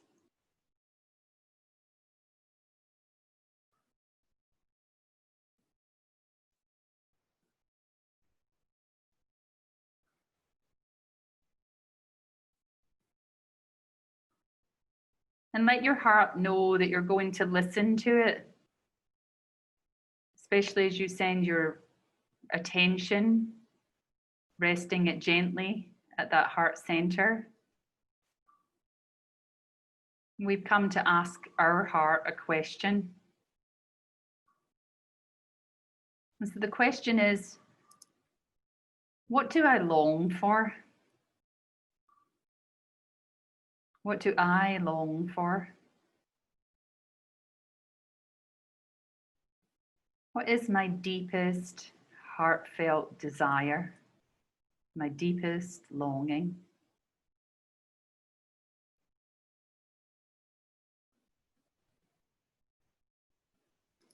And listening closely.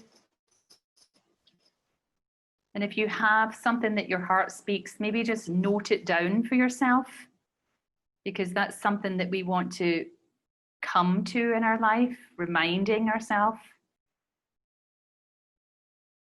the answer to this question, what do I long for?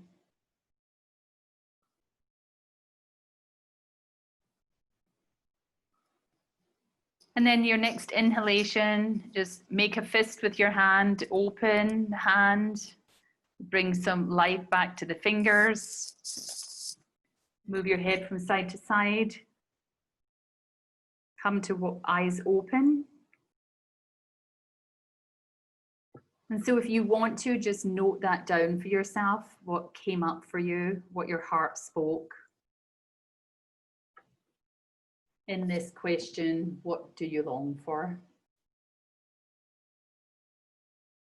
And then if you want to bring your attention back to the screen, before we do that actually, Mo, anybody that wants to can just type into the chat now if a word come up for them or a phrase, anything that came up around what do you long for. It's always nice to see some of those answers. Yeah, if everyone could do that, that'd be great. Yeah, anybody that wants to share, if you've got something. Sometimes, oh, there, chat.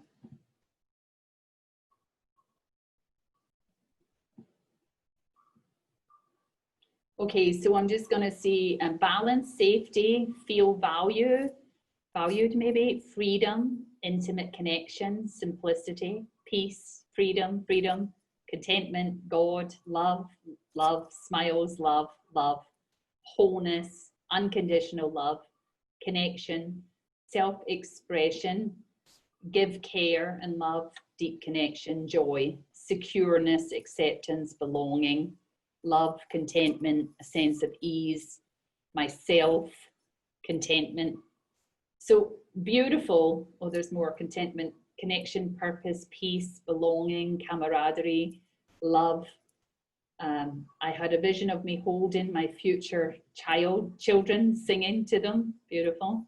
Connection, peace, truth, freedom, oneness with God, joy and spreading joy, purpose and connection, wholeness, to enjoy who I am, wholeness, balance, joy, healing, deep connection, love, to make a difference, peace, and actualization into oblivion. Actualization into oblivion. So I think that's like the merging with, and peace. So a beautiful list of answers. And I'll bring up this slide here, which again is in your handouts, just of the words that we've been hearing wherever we go, like whatever the audience is, whatever level of the recovery is, the age group, the situation in life, you know, regarding color or riches and poverty, and, you know, the level of freedom the person is under, whether they're children in youngsters in recovery homes or like homeless shelters and things. That these are the answers that we get, and they're very similar to the answers that you have given. As you can see, like community and connection and love and peace and purpose and meaning, these are the types of answers that we get.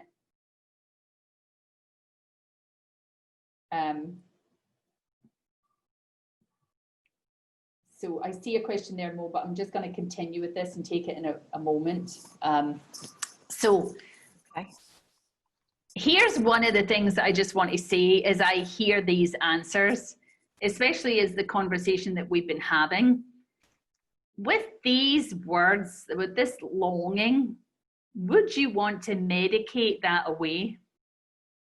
If I could give you the drug that will medicate away your longing for love or your longing for peace, would you take it? And I find it interesting because, you know, years ago when I put for recovery, Yoga Recovery's first manual together, I quoted Aldous Huxley around, you know, that Brave New World that he wrote, which was basically, there will come a time when we will be offered a pharmaceutical solution for every level of suffering that we may have, and like that would be the Brave New World. But would it, like, what would you live for? What would you aspire to? And so that's a lot of the issues around a full pharmaceutical or medical solution for all the suffering that we have. So this has come up because some people have called the progress that we've made in the allopathic model to now look like a war on suffering. But in suffering, there's some aspect of us going beyond what we have as what we feel is a resource, and finding each other and finding deeper spiritual strength, and like just the amazing spirit that humans show under the suffering. And the Buddha says life is suffering. So how are you going to medicate us beyond our own life? We must experience our life. So it brings us to this, what is spirit if it's not this deep well of resource into unlimited power and strength and courage and love and safety, all of that, but it's there for us to discover. And usually we discover it through the pain or through the suffering. And so this is something that we want to pay attention to, especially as healers, that some of this pain of addiction is leading to a deep well of resource when it's guided properly. And certainly that's what people find if they find some kind of long-term recovery. So if you don't mind for a moment again, sitting with the words that your heart spoke just at your heart. And just sit with that. Maybe put your hands over your heart and take those breaths again and just give a moment of gratitude for your heart speaking. And let your heart know maybe that you'll check in more often, because we do tend to dominate from the intellectual and the mind and the thoughts and the information stream. So let's go into the breath stream and the heart stream and just repeat that word to yourself a few times over, whatever your heart spoke.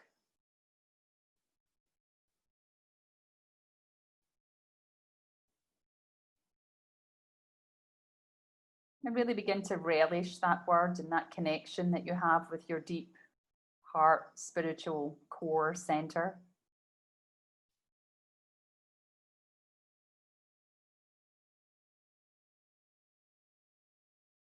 And as we embark on this journey of yoga recovery, we ask people to consider this, the word that your heart spoke. Call your God that. The word that your heart spoke. Call that your practice.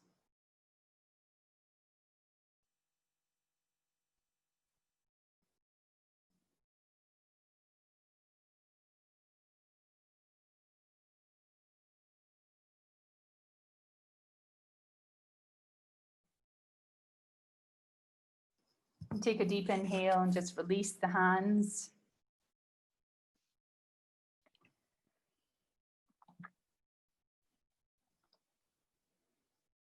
So what we do with that there is we just try and come to, like, it's often described that addiction is like we're trying to fill that hole in the soul.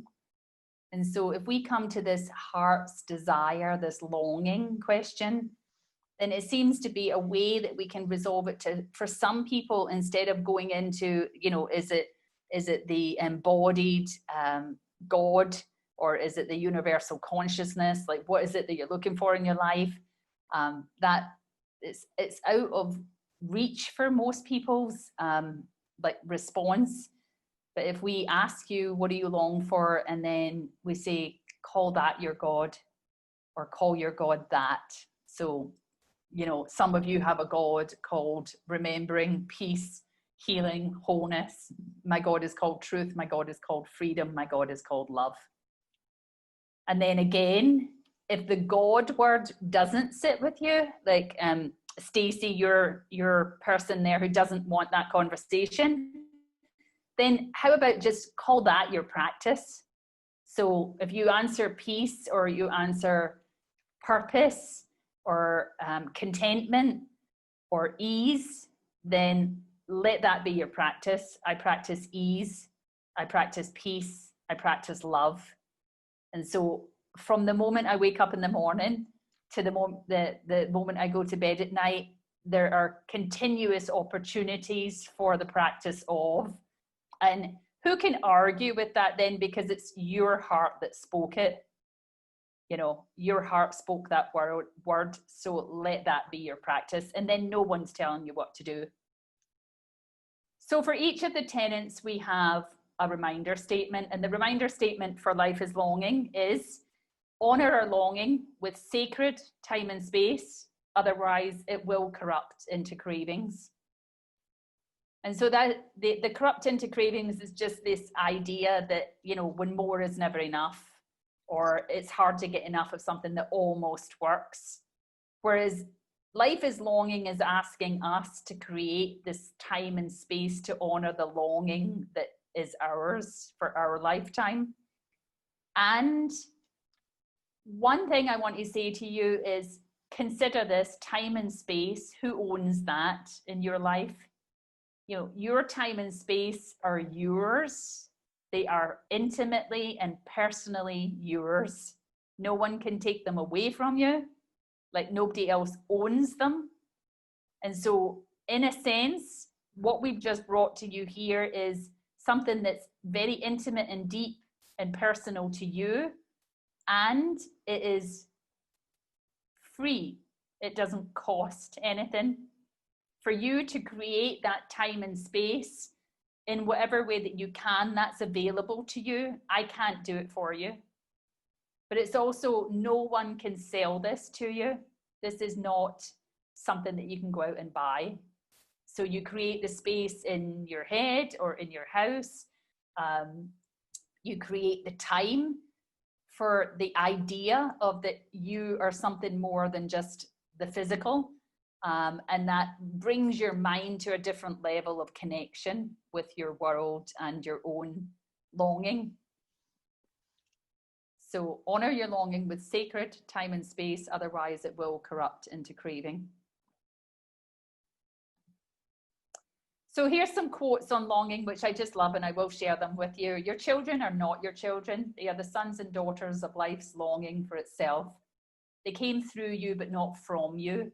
And though they are with you, yet they belong not to you. So that's from the prophet.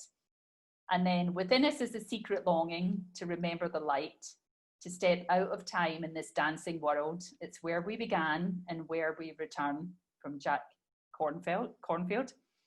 And Gabor says, at the core of all addictions, there lies a spiritual void, a secret God thirst. And then one comment from a guest that we had on Yoga Recovery, she said, I long for intimacy in all different types of relationships. In our program, you said something that really hit home with me. You said that eating was the most intimate experience you can have. You eat an apple and it becomes a part of you. Those few words, along with the question, what do you long for, immediately brought clarity to me. It makes perfect sense to me now why I overeat and the hunger I am really trying to satisfy. So it was nice to hear her say that, because she was bringing it all together and in a very personal way. So a little summary of what we're talking about in Life is Longing is, for this aspect of the spiritual aspect of the healing of this disease of addiction or any disease, then all the spiritual and wisdom traditions fit. They have all answered this call in all the people that came before us. And we have that great spiritual lineage to follow from any sphere, like the Buddhism, the Native American, the yoga traditions, Jewish, Christian, anything that we want. In Yoga Recovery, we're saying that really it kind of centers down into these two paths, the Jnana Yoga and the Bhakti Yoga. The seeking here we call seeking unity. I don't mind if you call it something else, but it's just that the call back to home, to source, that calling for the connection with the eternal. So a unity concept. I call this tenet the medicine of spirit. And I'm okay if people aren't really interested in the medicine of spirit. If they want something else, then the other tenets are coming. And that's what I'd be listening to with a case study. I'd be like, is this person having a kind of existential crisis? Or is this person asking much more practical questions, like, you know, what practice should I do? And what should I eat? And what time I should go to bed? Because then I'm not going to start talking to them about universal consciousness, because I want to have a conversation with the person in front of me and the energy that they have, and not introduce my own agenda as such. And then this thing, establish inner resource. And inner resource is, I'm trained level 1 and 2 with Richard Miller's I-Rest Yoga Nidra practice. And I find his inner resource is just one of the best stabilization techniques for the conversation that we're going to have around recovery. And so we will do the inner resource. I believe it's part of your Yoga Nidra recording today. So it was again, also part of the introduction. Mm-hmm. Sorry, it was also part of the intro. Okay. Oh, we did it in those videos? Yeah. Yes. Okay, good. Yeah, very good. And so that's something that we would come back to every day. So if you have a chance to do the inner resource meditation, like at least once a day as you're going through this course, and hopefully, you know, after this course. And it might be a good thing that if you're going to sit with a client, to sit and go into that inner resource before you have any conversation. And you know, what I'm going to say to you is that you cannot make life beyond suffering for the person sitting in front of you. So if we can give them a place where they can feel stable and secure at that level of felt sensation, just rather than some thoughts in the mind, then that's going to have a place where they can go back and feel into what's arising in a safe way, so that they can take a pause if something's coming up that they can't hold within their nervous system. Then they can go back and visit that place of inner resource. But I think it takes a bit of practice to be able to do that. And so it's something that we can practice every day. And I often find that I send that meditation to people, 6 minutes or so, and I'll send that to a lot of people, just saying, here, just work with this meditation on a regular basis. And a lot of people find it's very, very helpful. So again, what do you long for? Call your God that, make that your practice, honor a longing with time and space sacred, or it will corrupt into cravings. And that is all I have to say on the first tenet. You know, there's kind of more that can be said, but I hopefully you understand what that first tenet is about. Now, the second tenet that we're going to go to is called life is prana, and that's a different conversation. I call that the medicine of the life force. So again, it's a way that we can take, again, not the physical reality of our being, but the energetics of us, and have a conversation that the person might be able to say, yeah, okay, I can see this, and I'm okay with these practices, and those practices are towards asana and pranayama. And you're going to do that practice with Mo, and you're also going to look at how you might bring some of the practices that you know to teach to people according to what we call prana disturbed states, which you're going to go into this afternoon. But we can wrap this session up, and then we can go into some introductions. Is there a question? Anything that I need to? There are a few questions. Okay, so good. I'm going to bring up Irina. Good morning. Hi. So yeah, my question is about jnana, and we said that affirmation was "these too shall pass." Maybe I just missed it, I don't know, but I don't think I clearly understood the meaning of this phrase. So what exactly shall pass? Could you just expand a little bit more here? And thank you in advance. Irina? Yeah. Okay, nice to meet you. Good question. So the basics of Jnana Yoga Vedanta is to find our true essential nature. And what is said is that our true essential nature is eternal and unchanging. And so everything that is changing is not the essential nature. It's not the truth of our nature. So if it's changing, it means that it's not us. So then we don't grasp onto it, because its nature is transient and changing. And so we have to let that go. Like, we have to detach from that. So the way it's phrased is, this too shall pass.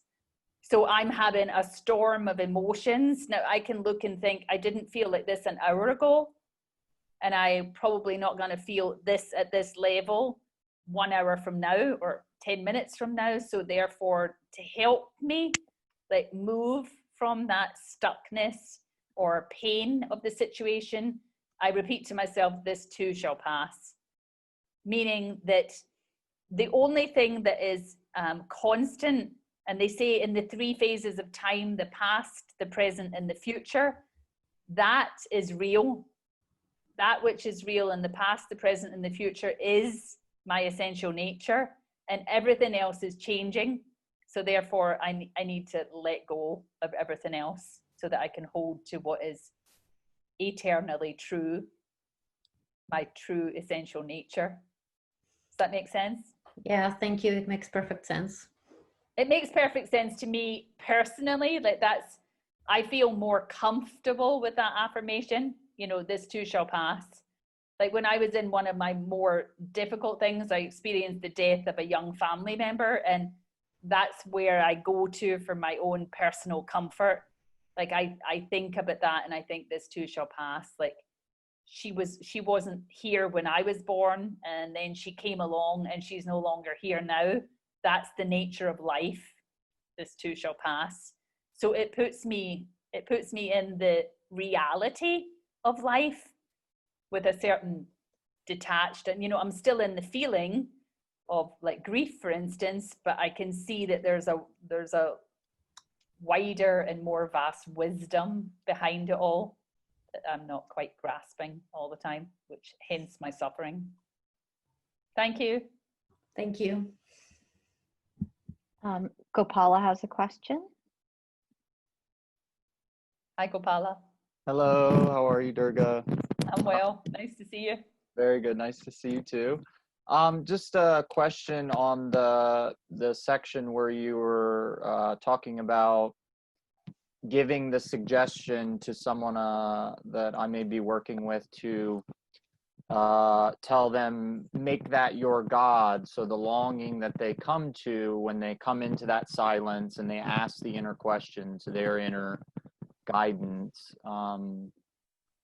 about, you know, what is my deepest heart longing, knowing the nature of avidya and that the nature of separation, as if, but that answer that may bubble up from the heart, just wanting a little clarification on, you know, if it's something really dark, or if they're, you know, I mean, I know from my experience at 90 days,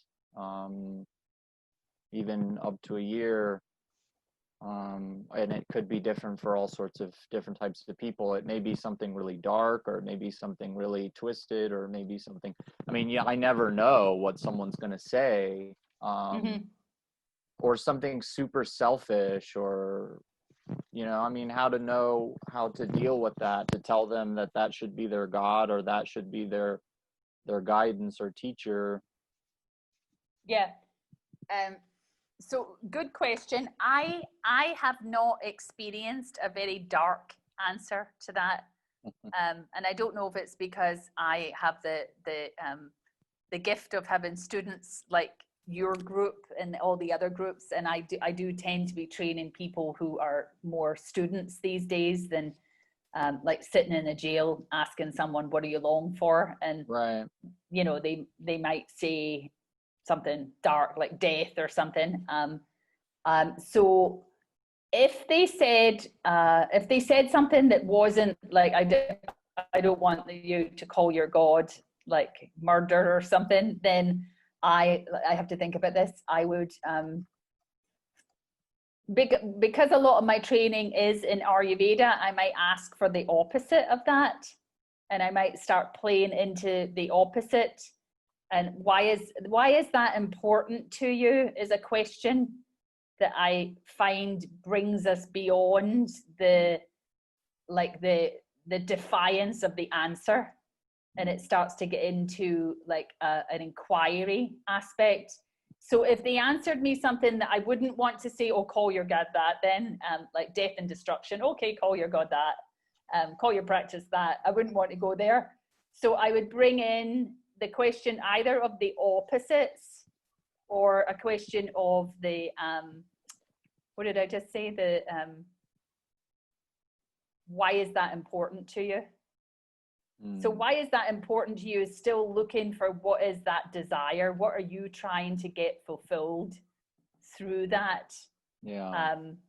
And I'm talking here from hypothetical because I really haven't had anyone give me that kind of answer.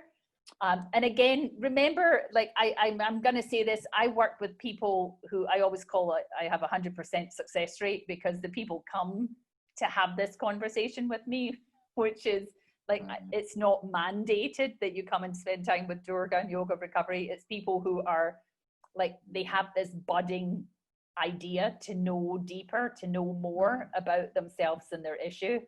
Right. So that's a factor. Yeah, but that's if anybody goes out and teaches that and finds that, I'd be happy to have an email from you so that we could like think into that and explore it.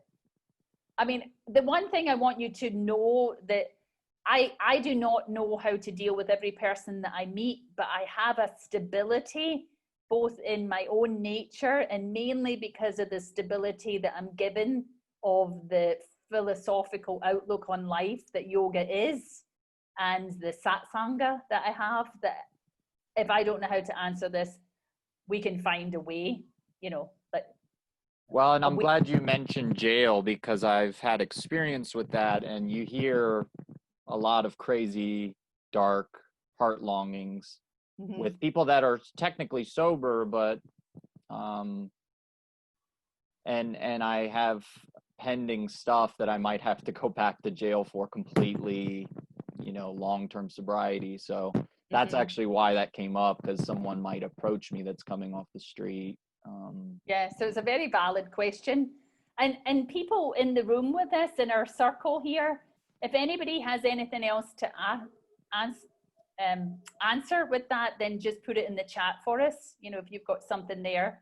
So I'm kind of saying like, why is that important to you? Or also exploring the opposite of it, because that's the very basics of my healing science, that there is unity consciousness, and within that there is diversity. But Ayurveda describes that diversity as arising as pairs of opposites, you know, dark and light, heavy and light, cold and hot. And so I've been trained in that, and I often find that's a way to explore the manifest universe and a person's relationship to it. So thanks, Gopala. I hope that helps. Thank you. Yes. Also, it's also the concept of Paripraksha Bhavana. Yes, from yoga. the Raja Yoga path. Like bring up its opposite, yeah. When I think it's when difficult emotions disturb you, consider the opposite. Yeah. Something like that. I have a couple more questions if we have time.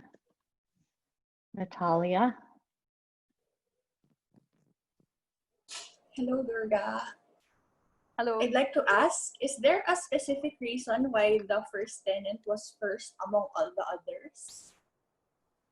Again, thanks, Natalia. So good question. Is there a specific reason? It's because when I go to say, how are we going to treat addiction? What is addiction? You know, and the question that we were looking at is, and it is a question that's asked, is addiction a disease? Or is it just like, you know, I went through that video, is it just bad behavior? Is it immoral behavior? Is it, you know, pleasure seeking? Like, why should we even treat this? You just need to stop what you're doing and, you know, get good as such. So when it comes to the disease question, then when we go over to yoga and Ayurveda and say, okay, right at the roots, what do you say disease is? Then they both say disease is spiritual. It's spiritual ignorance. It's spiritual, we forget our spiritual nature. And so that's why we end up as life is longing in the spiritual question from the outset. But I'll agree, Natalia, that it's sometimes I'm going to teach yoga of recovery and I kind of wish life is longing wasn't the first tenant. Because it's so hard. So it's a harder Very conversation hard to have that. with people that have never met me before, and they're like, well, what's she talking about? And so therefore, like I say to you guys, there's 6 tenants, but you don't have to start with the first one, especially if it doesn't feel like authentic or true for you to have that conversation. You could just say, the first tenet deals with the spiritual aspect of addiction. We might come back to that someday, but we're going to go to this. And the second tenet is life is prana, and it's pointing to the asana and the pranayama practices, which is where most of us are much more equipped to come in with all the training that we've had. And then you might take a group through these, and then it's come back round on it. But it could be just that we go to life is long, and all we say is we want to establish an inner resource. and give them the inner resource meditation to do. So we want to not externalize all our happiness and stability. Let's bring it within us. And that's an aspect of spirituality, and that's enough. Thank you. That was so helpful.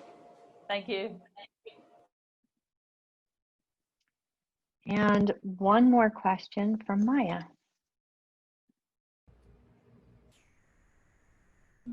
Hi Hi, Durga. Maya.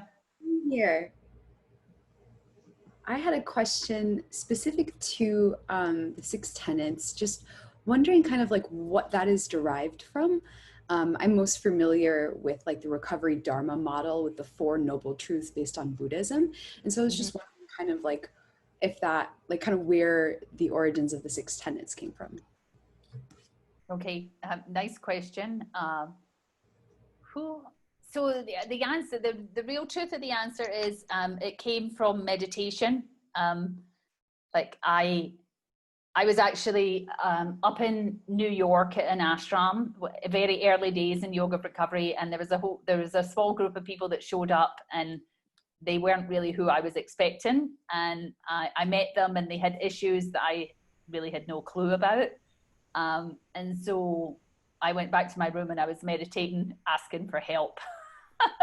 And then it was kind of funny because I went to sleep and I was like, oh God, help me. Like I have something useful to say to this group for the next 5 days or whatever it was.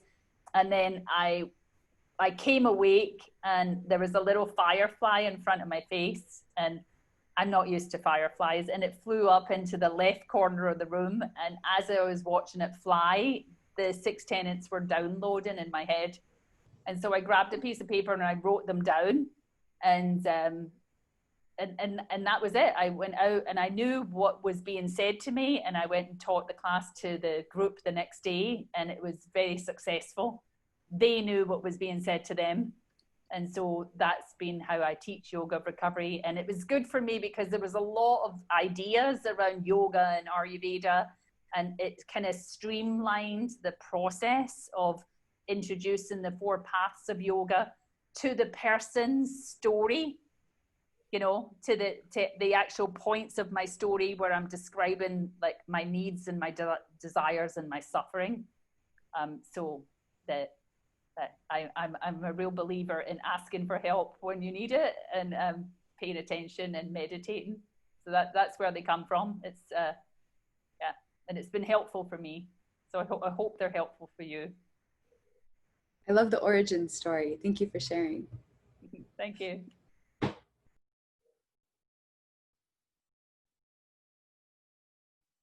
Okay, so Mo, is that all the questions?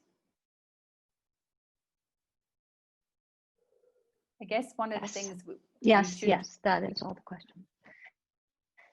So then I think it would be good for us to move towards our introductions. Sounds good.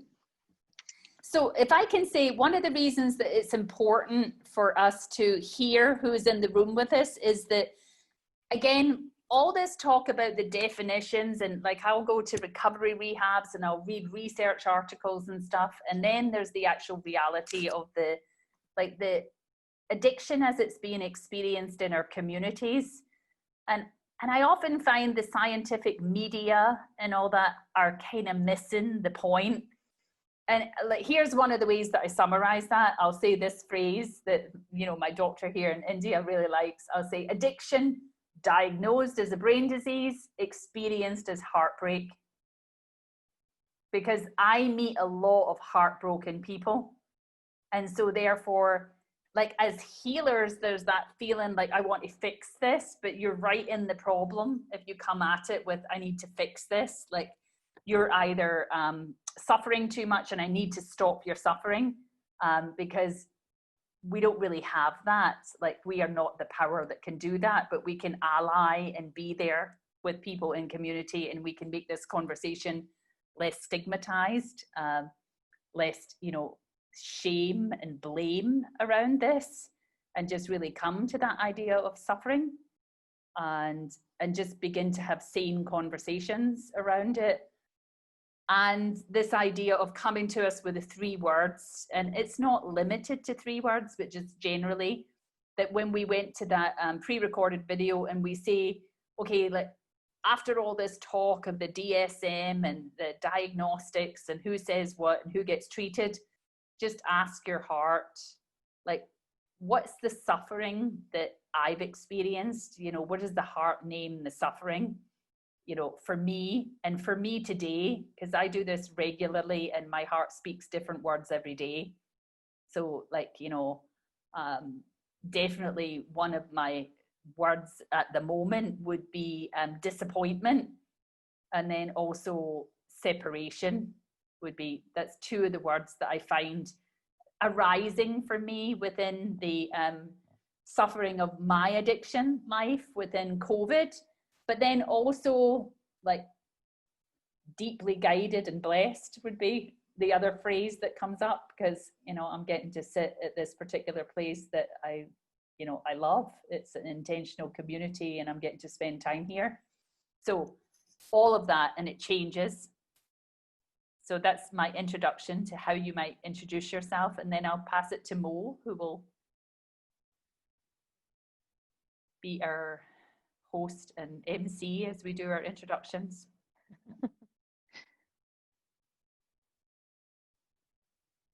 Thanks, Durga. So I'm gonna invite people up, invite each one of you up, unless there's a reason you really don't want to share, and then you can pass. But I believe what Durga is asking for is to tell us your 3 words. Is that correct, Durga? Yeah. 3 words. And we're gonna give, did we decide 2 or 3 minutes per person? Do you remember? How are we doing for time? It is 9:51 our time, and we gave until 10:30 for this. Okay. Maybe start with 2 minutes. minutes. Okay. So 2 minutes per person, and if you have your device near you, which I'm sure we all do, when you start sharing, hit your device so you're timing yourself for 2 minutes. If you go over 2 minutes, I will ring the gentle bell just to remind you that you're up on your 2 minutes. And if you continue to go, I'll ring it again after 30 seconds. And if you continue to talk, eventually I'll just bring myself back on screen because we have this time frame and everyone needs to get to share, and there are a lot of us. And we're going to do this every day. So we'll have some people today and some people the next day and some people the day after. And just because it's easy for me to track this way, I'm going to do this alphabetically by first name. And Mo, can I ask them to tell us if they're in the yoga therapy or the 300 hour, like what training that they're in, just so I can know who, sure. You know, what levels and what guests, and maybe even your, if you have a profession, you know, if you're already dealing with addiction. So your name, where you're from perhaps, and then the program that you're taking with Soul, and then your 3 words, and anything you want to add around your experience with addiction, whether it's your profession or your just personal life. And let me say that we know it's a 2-minute thing. We call that a spiritual timer because there's going to be like maybe 10 of you introducing yourself today. So up to half an hour for a session of introduction is probably what most people can have attention span for. But like Mo is saying, I just want you to know that if you feel that you need to share something more, again, there's ways to talk to Mo and Shannon and Susanna and Sarah, and, you know, find your buddy to hook up with in the training. And again, I'll try and email you an offer to do like a consultation with me if you actually need a deeper like counseling session. Okay. So I look forward to meeting you all.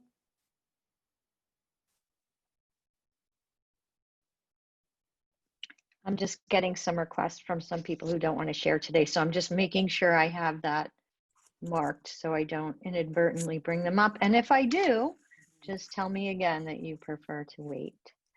Feel free. You're not under duress.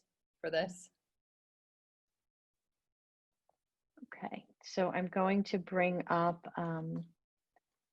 Alex. Thanks for being our first, Alex. Hi. Hi.